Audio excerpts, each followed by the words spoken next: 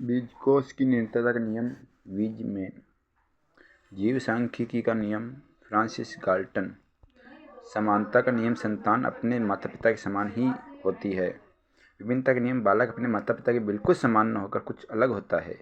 प्रत्यागमन का नियम बालक अपने माता पिता के विशिष्ट गुणों के बजाय सामान्य गुणों को ग्रहण करते हैं। सोरेनसन। अर्जित गुणों के अवतरण का सिद्धांत। माता पिता के अर्जित गुणों का संतान में हस्तांतरण नहीं होता। अर्जित गुणों के वितरण का नियम माता पिता के अर्जित गुणों का संतान में हस्तांतरण होता है। मेंडल के नियम आनुवंशिकता के जन्म।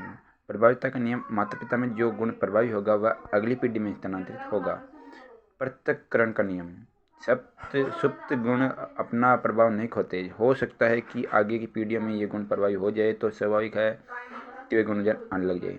स्वतंत्र अपव्यय का नियम। किसी एक आनुवंशिक गुण का वितरण दूसरे आनुवंशिक गुण के वितरण से प्रभावित नहीं होता है। रोज वातावरण वह शक्ति है जो हमें प्रभावित करती है। आनुवंशिकता के मूल इकाई है जीन।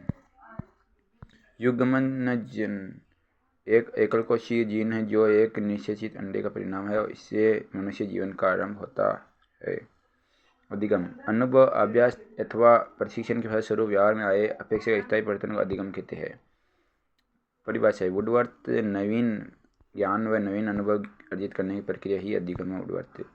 गैर सामान्य अनुभव तथा प्रशिक्षण द्वारा व्यवहार में उन्नयन हो ही अधिगम है।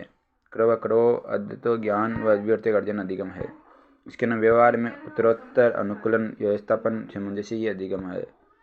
किम्बेल। पुनर्बलित अभ्यास के फलस्वरूप व्यवहार जन्य क्षमताओं में आया अपेक्षित परिवर्तन है। अधिगम नहीं है। थकान, बीमारी, दवाई के नशे के कारण परिवर्तन। मूल प्रत्यय व प्रयुक्ता के कारण आया परिवर्तन अधिगम नहीं है। प्रतिवर्त प्रत्यक्षेप के कारण आया परिवर्तन अधिगम नहीं है। अभ्यस्तता के कारण आया परिवर्तन अधिगम नहीं है। अधिगम के कुछ अन्य विशेषताएं। अधिगम स्वदेशी होता है, व्यवहार का परिमार्जन होता है, सतत प्रक्रिया है, सार्वकालिक सार्वभौमिक है, अधिगम अर्जित प्रक्रिया है, व्यक्तिगत भी हो सकता है, सामाजिक भी। अधिगम व्यक्ति का संपूर्ण परिस्थिति के लिए प्रतिक्रियात्मक पक्ष है। अधिगम सृजनात्मक होता है, समायोजन निहित होता है, परिणाम नहीं अपितु एक प्रक्रिया। अधिगम एक बाह्य दृष्टिगत भी होती है और नहीं भी।